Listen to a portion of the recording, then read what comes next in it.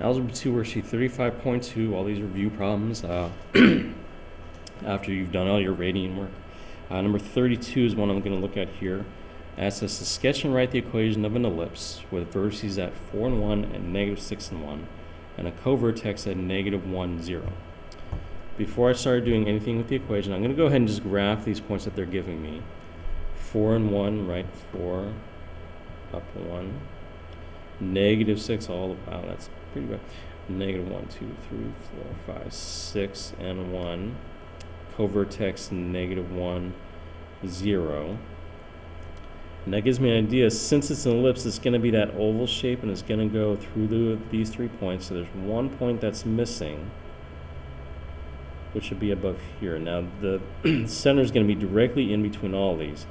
And what you kind of want to do is when you have this graph, you just look above this point to the right of this point. We're going to go right in the middle of those. So that point right there is negative 1, positive 1. That's our center. That's going to say, well, that's going to give us a lot for the equation. The fourth point would be up here at negative 1, 2, but we're not actually going to need that to write the equation. We can get the equation from the rest of this stuff. Now, because of this center, I now know that the equation is going to start as x plus 1 squared. This minus 1 becomes plus 1. An ellipse is addition. Y minus 1, I'm putting minus 1 because of this positive 1. Every time you put them in these parentheses, they're changing signs. Is going to be equal to 1. So the last thing I need is what is the denominators for the x and the y. Now for the x value, it was going left and right. It was 1, 2, 3, 4 spaces to the right. No, is that 5? 1, 2, 3, 4, 5 spaces. Yeah.